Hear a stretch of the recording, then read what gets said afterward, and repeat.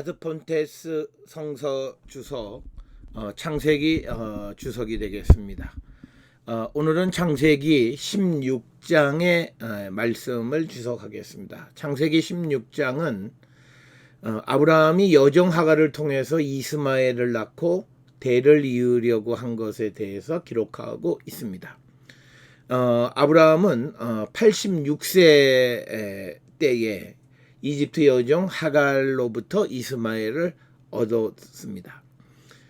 그래서 이제 아브라함이 가나안에 정착한 지 10년이 지났을 때에 그의 아내 사레가 그의 여종인 하갈을 아브라함에게 주었고, 그래서 아브라함은 하갈을 통해서 이제 그 이스마엘을 낳게 되어졌다. 그래서 이스마엘을 낳은 해는 86세 되는 해였다라고 하는 겁니다. 구약 성경에 하갈에 관한 기록이 두 군데 등장을 합니다. 하나는 창세기 16장과 또 하나는 창세기 21장 8절부터 21절인데 두 곳에 기록하는 방식의 차이가 있기는 하지만, 그러나 사레의 몸종 하갈을 통해서 아브라함이 아들을 낳는다라고 하는 그 주제는 동일한 그런 주제가 되겠습니다. 창세기 16장은 바로 이제 아브라함이 하갈을 통해서 이스마엘을 낳는 이야기가 되겠습니다.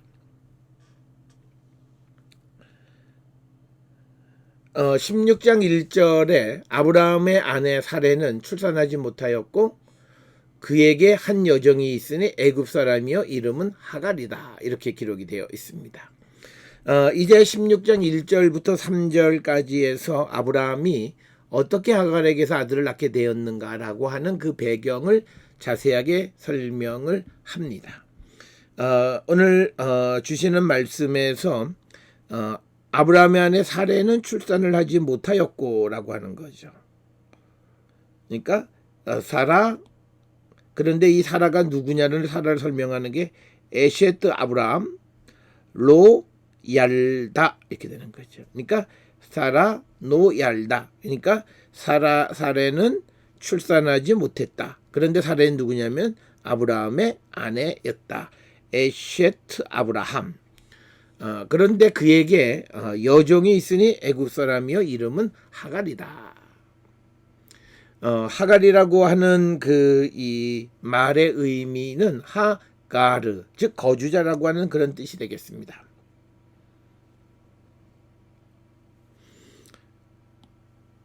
하가르라고 하는 것, 거주자. 그래서 하갈의 이름에서 이미 그녀가 이방 사람이라고 하는 것을 어느 정도 밝히고 있고, 이 하갈은 그 이집트 여인이면서 그 이름은 도망하다라고 하는 뜻의 아랍어 하자라, 즉 아랍어의 하자라와 관계가 있는 것으로 이렇게 추정을 합니다.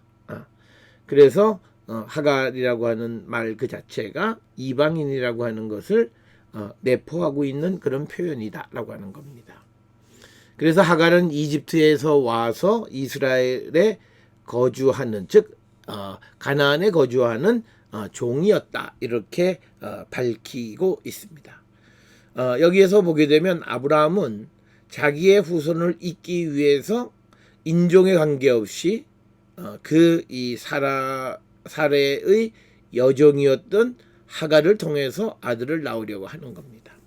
그러나 이제 우리가 잘 알다시피 창세기 7장 18장으로 넘어가면서 하나님께서는 그의 아내 사라를 통해서 나는 사라의 태를 통해서 아브라함의 대를 잇겠다, 이렇게 말씀을 하게 됩니다.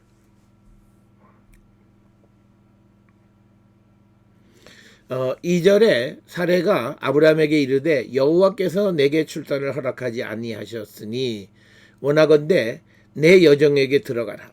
내가 혹 그로 말미암아 자녀를 얻을까 하노라 하며 아브라함이 사레의 말을 들으니라. 즉 이 본문에 의하면 사레가 아브라함에게 권하고, 그래서 아브라함이 사레에게 동의를 해서 이제 하갈을 통해서 이스마엘을 낳게 됐다라고 하는 설명이 되겠습니다. 그래서 사레가 아브라함에게 자신의 여종에게 들어가라고 요청했는데 이유는 자녀를 얻을까 하노라라고 하는 거죠. 자녀를 얻는 목적이다라고 하는 겁니다. 이처럼 이 사례가 자신의 여정을 통해서 자녀를 얻으려고 하는 이런 그 모습은 고대 근동의 보편적인 어떤 그런 관습이었다. 고대 근동의 보편적 관습이었다. 그래서 누지 문서에 보거나 또는 함무라비 법전의 제 146조항에서 이런 내용을 기록하고 있습니다. 특별히 함무라비 법전의 제 146조항에는 주인이 여인과 결혼하여 그녀가 그의 여종을 남편에게 주어 아이를 낳게 되면 그 여종은 부인과 같은 지위를 갖는다. 부인은 그 여종을 내보낼 수 없다. 이렇게 기록을 하고 있습니다. 그래서 우리가 여종을 통해서 자손을 낳게 될 경우에 그 아들은 친자처럼 간주되었다라고 하는 것을 우리가 짐작할 수 있고 그 다음에 그의 부모는 유모로 승격이 된다라고 하는 겁니다. 자, 그래서 우리가 그 부인의 종을 통해서 아들을 얻게 되면 이 부인의 종은 유모가 되고 그 다음에 이 아들은 친자처럼 여긴다. 그래서 이런 풍습이 있었다라고 하는 겁니다. 그래서 그로 말미암아 자녀를 얻을까 하노라. 당시의 보편적인 관습이었다라고 하는 겁니다.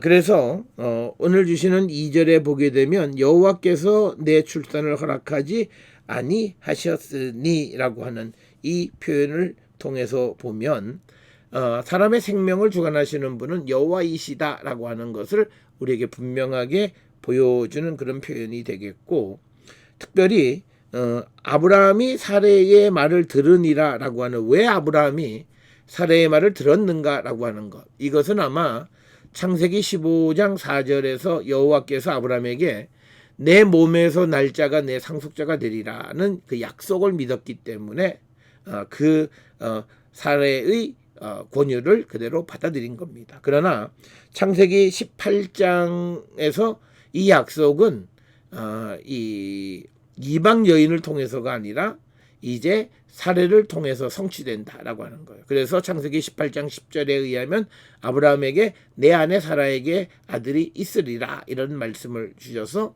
하나님의 약속은 사라를 통해서 그 사라의 태를 통해서 이어지는 것.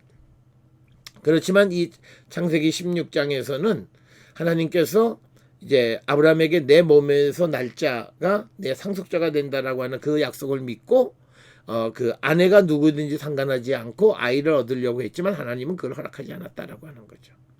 그래서 우리가 창세기 15장, 16장, 17장, 18장으로 이어지는 과정을 통해서 보면 먼저 아브라함은 종을 통해서 얻으려고 그랬고 그걸 하나님 허락하지 않으셨고 16장에서는 하나님께서 여종과의 관계 속에서 얻으려고 했는데 그건 역시도 아니고 하나님께서 그의 부인인 사라의 태를 통해서 난 자를 상속자로 삼으시고자 했다라고 하는 것을 보여주는 겁니다. 그래서 1년에 15장, 16장, 17, 18장까지 이어지는 1년에 누가 이스라엘의 상속자가 될 수 있느냐 이것에 대한 것은 바로 그 본부인의 태에서 나온 자가 상속자가 된다라고 하는 겁니다.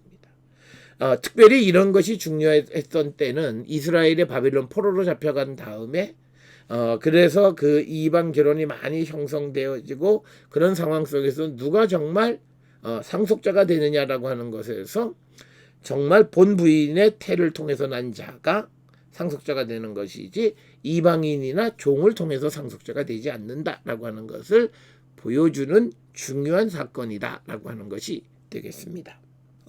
창세기 16장 3절에 아브라함의 아내 사레가 그 여종 애굽 사람 하갈을 데려다가 그 남편 아브라함에게 첩으로 준 때는 아브라함이 가나안에 거주한 지 10년 후였더라. 즉 그러면 이 16장 3절에서는 이 일이 벌어진 때가 언제냐? 즉 아브라함이 가나안에 정착하고 10년이 지난 즉 85세 때다라고 하는 겁니다. 그다음에 이제 애굽 여인 하갈을 데려다가 그 남편에게 첩으로 줬다. 우리 시브리어 성경에는 이샤로 되어 있습니다. 사전적인 그 이샤의 사전적인 의미는 아내 혹은 여자이지만 문맥상으로 첩이다라고 하는 겁니다. 자, 그 다음에 이제 순차적으로 가면서 16장 4절에 아브라함이 하갈과 동침하였더니 하갈이 임신하며 그가 자기의 임신함을 알고 그 여주인을 멸시했다. 그래서 창세기 16장 4절부터 6절에는 아브라함과 하갈 사이의 관계 속에서 임신하게 되어지므로 이제 하갈과 사레 사이에 갈등이 벌어지는 것을 기록하고 있습니다. 그래서 아브라함 하갈이 동침해서 하갈이 임신했다는 소리를 듣고 그 다음에 하갈이 그의 여주인을 멸시했다라고 하는 겁니다. 그래서 여기에서 나타나는 그 어떤 그 이 하갈이 사라를 멸시하고 하는 것은 어떤 법률적인 갈등이라기보다는 두 여인 사이에서의 어떤 갈등의 문제로 기록하고 있다라고 하는 겁니다. 16장 5절에 사레가 아브라함에게 이르되 내가 받는 모욕은 당신이 받아야 옳도다. 내가 나의 여정을 당신의 품에 두었거늘 그가 자기의 임신함을 알고 나를 멸시하니 당신과 나 사이에 여호와께서 판단하시기를 원하노라. 이렇게 되어 있습니다. 그래서 이것은 뭐냐면 사레가 하갈로부터 멸시를 당한 후에 아브라함에게 불평을 하는 내용입니다. 특별히 내가 받은 모욕은 하마시라고 하는 거. 하마스란 말이 폭력이라고 하는 그런 뜻, 포악함이란 뜻이고, 그래서 창세기 6장 11절에서는 하마스라는 단어를 포악함이다 이렇게 번역을 했습니다. 그래서 내가 사레가 하갈로부터 굉장한 포악함을 당했다. 그러니까 아이를 낳지 못한다라고 하는 이유 때문에 굉장히 멸시하고 그런 대접을 받았다라고 하는 것을 우리가 알 수 있고, 사레가 하갈을 아브라함에게 주면서 하갈에 대한 절대적인 권위를 모두 포기한 겁니다. 그래서 아브라함이 하갈의 행동을 통제해야 했음을 말하는 거예요. 그래서 그 말은 뭐냐면 5절에 사레가 아브라함에게 이르되 내가 받는 모욕은 당신이 받아야 되는 것이 옳다. 왜냐하면 내가 이 사라가 하갈에 관한 모든 권한을 아브라함에게 넘겨주었으니까.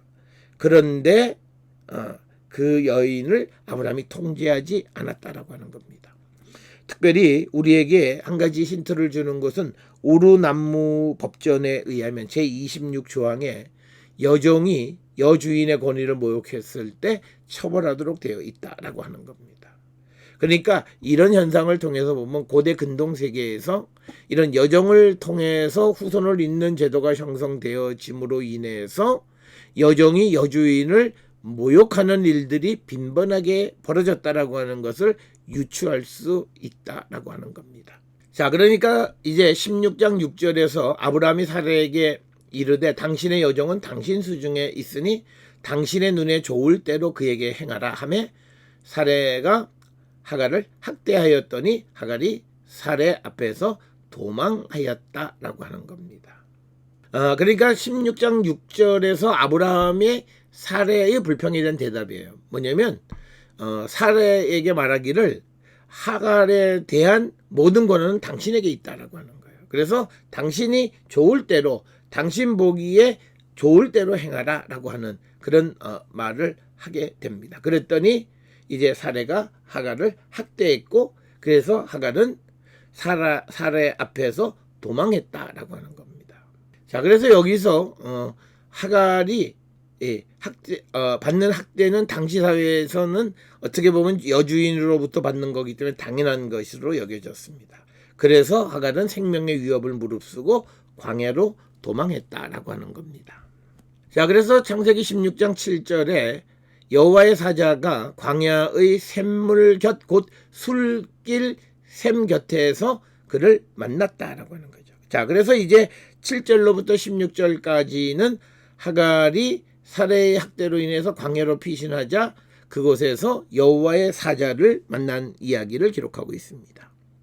여호와의 사자라고 하는 것은 말락 아도나입니다. 여호와의 천사 이렇게 번역을 해도 상관이 없습니다. 즉 하나님의 말씀을 대신 전하는 사자를 어디서 만났냐면 술길 샘 곁에서 만났다. 이렇게 기록을 하고 있고 이 만남을 통해서 여호와께서 하갈을 축복하는 내용을 기록하고 있습니다. 술길이라고 하는 건 술로 향하는 대렉술입니다. 이거는 술로 향하는 길이라고 하는 뜻이죠. 그래서 술길은 광야에 위치하고 있는데 여기서 말하는 광야라고 하는 말은 히브리어로 미드바르로 이렇게 기록했습니다. 이 미드바르는 사막은 아니지만 그러나 메마른 미개지를 미드발이다 이렇게 이야기합니다. 히브리어 미드발 광야로 번역했지만 이것은 사막은 아니지만 메마른 미개지이다. 그래서 이곳에는 씨 뿌리지 못하는 땅이고 사람이 없는 땅이고 짐승이 부르짖는 광야와 같은 곳이다 라고 하는 것이 성경에 표현되어 있는 미드발에 대한 겁니다.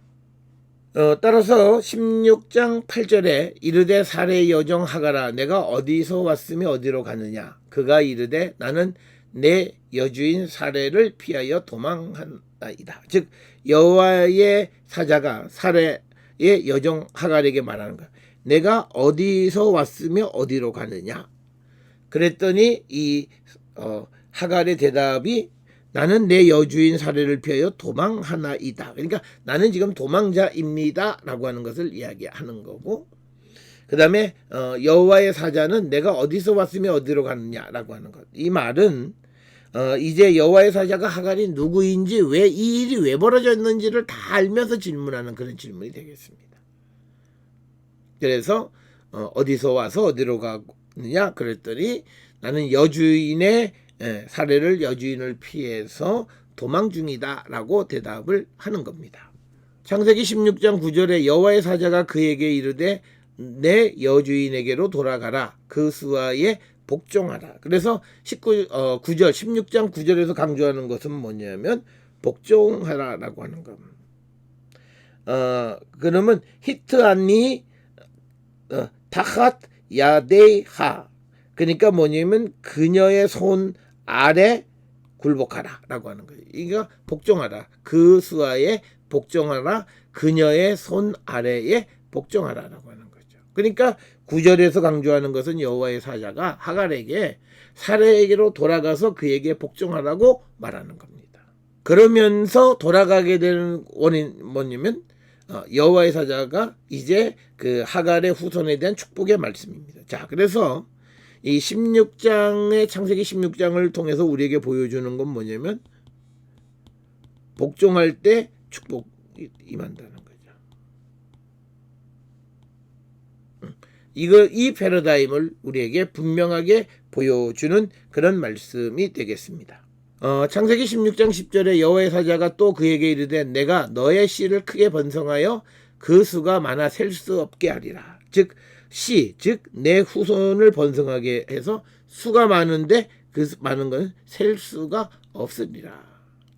그래서 실제로 우리가 창세기 25장 12절에서 18절에 의하면 이스마엘은 12부족의 우두머리가 되었다 이렇게 기록을 하고 있습니다. 그래서 10절은 이제 하갈의 후손에 대한 축복의 말씀이 되겠습니다. 11절에 여호와의 사자가 또 그에게 이르되 내가 임신하였은즉 아들을 낳으리니 그 이름을 이스마엘이라 하라. 이는 여호와께서 내 고통을 들으셨음이라. 자, 이스마엘이라고 하는 건 이슈마엘이라는 거죠. 여호와께서 들으셨다라고 하는 뜻입니다. 그럼 뭘 들었냐면 이 하갈의 고통을 들으셨다라고 하는 겁니다.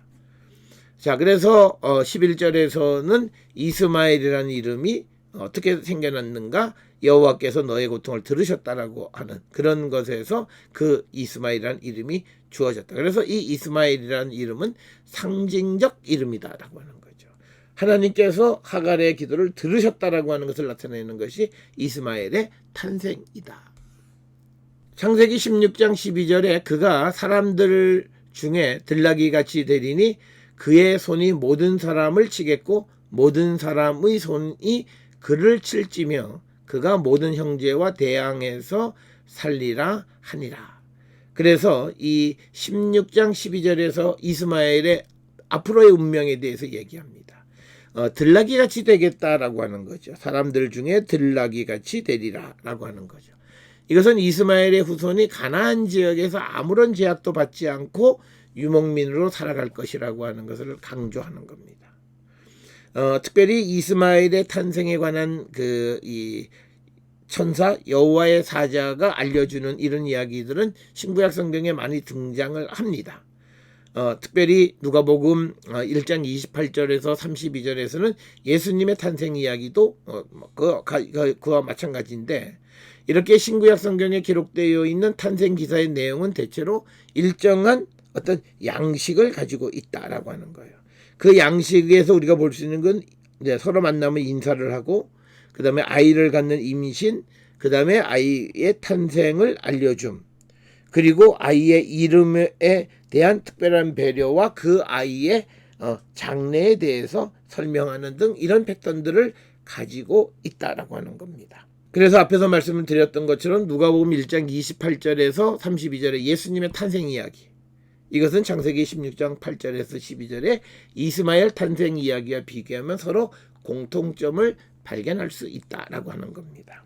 자, 그래서 13절에 하갈이 자기에게 이르신 여호와의 이름을 나를 살피시는 하나님이라 하였다. 그러니까 뭐냐면 하나님께서 하갈의 고통 중에 하갈의 기도를 들으셨다라고 하는 것. 그러니까 하갈의 입장에서는 하나님은 나를 살피셨다. 그래서 이름을 엘로이라고 이렇게 부른다라고 하는 겁니다. 그래서 히브리어 본문에 보게 되면 아타, 당신은 엘로이, 나를 보시는 분, 나를 살피시는 하나님이다. 이렇게 이름을 하였으니 이는 내가 어떻게 여기서 나를 살피시는 하나님을 배웠는고 함이라라고 하는 거죠.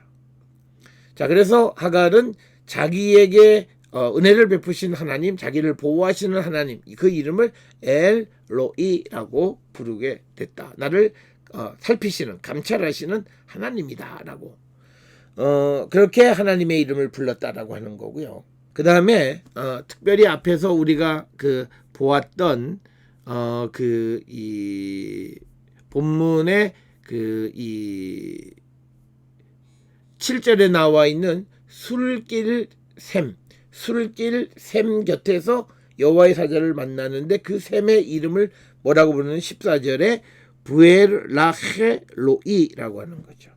부엘라헬로이, 이 말은 나를 돌보아 주시는 살아계신 하나님의 샘, 살아계신 이의 샘, 이런 뜻이다라고 하는 겁니다. 그러니까 오늘 이 주시는 말씀 속에서 하나님의 이름이라든지 또는 어떤 지명의 이름들을 어떤 그 사건과 관계되어져서 부엘라헬로이라고 부르는 것은 나를 돌보아 주시는 살아계시는 하나님의 샘이라고 부르게 됐다. 부엘이라고 하는 말이 샘이란 뜻이고, 라하이라고 하는 것이 살아있는 이런 뜻이고, 로이라고 하는 것은 보살펴 주다라고 하는 거예요. 나를, 이는 목적격이죠. 나를 보살피는 살아있는 하나님의 샘, 이렇게 불렀다라고 하는 거죠. 그래서 샘의 이름은 의미를 통해서 이름을 붙였다라고 하는 것을 우리가 짐작할 수 있고요.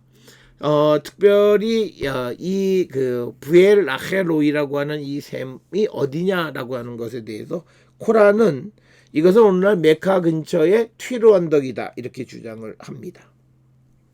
그런데 오늘 본문에서 샘은 그슬로 향하는 길 가운데 가데스와 베렛 사이에 위치하고 있다 이렇게 이야기합니다.